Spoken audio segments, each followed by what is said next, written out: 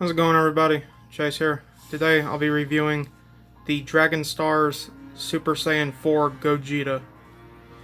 Now, I got him in this cool pose because there's not much you can really do with him.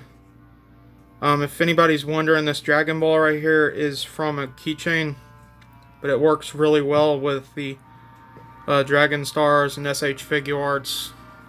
It's pretty cool. Now, I've had this guy for about 2 years now, or a year. Feels like 2 years, but about a year. He's really cool, but you can't really get him in any of his iconic poses. And I've sort of just got the Dragon Ball propped up in his hand, and it looks pretty good. I'm gonna do a review of it. I don't have the packaging anymore, so we're just going to be looking at the figure because that's all I really care about. You get 2 hands, one alternate hand and one fist hand, or open palm hand and one fist hand. I'm going to take the Dragon Ball out. This is a very cool figure. It's got a lot of detail to it, especially the hair and the face. Just really captures that Super Saiyan 4 look really well. But we're going to start off with head articulation. Head can only really go that far to the left, that far to the right, and not really up or down. It's mostly set in one's position. There is a little bit of articulation in the hair, but it's not a lot. The vest is removable if you want to, but I don't really see the point in taking it off. Arms go up about that high. You can swivel it around. Double jointed elbows. Ball jointed wrist. 360.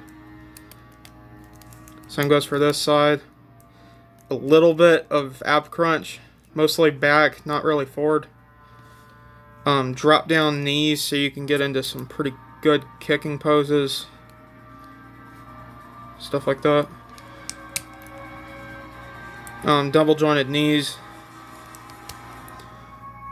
Ball joint in the foot with no ankle pivot. Torso can go 360 degrees if you wanted to.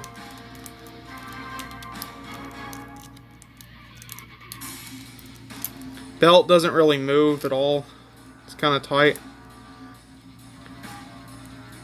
The tail is on a ball peg, so you can spin it around wherever you want to put it. Kind of would have been cool if they would have added a hinge right here. It's just my opinion. Tail is removable, but it's kind of difficult to get out of there. But that's all you can really say about it. I mean, you can get him into some pretty decent poses. I mean, how I had him on my shelf was the Dragon Ball in his hand, which I'll go ahead and put it back.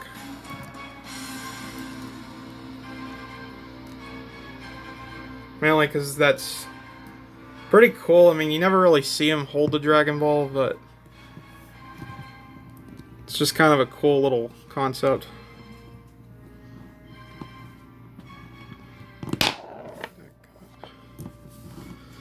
And yes, the Dragon Ball is resin.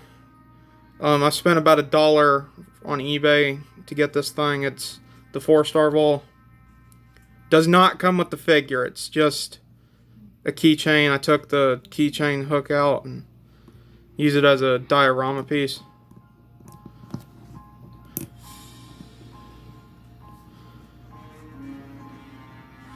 But that's pretty much my review of the Dragon Stars Super Saiyan 4 Gogeta. I love the hair on it because it's very reminiscent of an old Dragon Ball game I used to play, that Ultimate Tenkaichi, where he had the bright red hair, which is really cool. I highly recommend picking this guy up, but I wouldn't recommend spending more than $25 on it. Mainly because people are jacking up the prices on eBay for it, which I paid about $22 for it at Target a couple of years ago. And it's pretty cool. Especially if you have the Dragon Ball, you can pull off some really cool poses.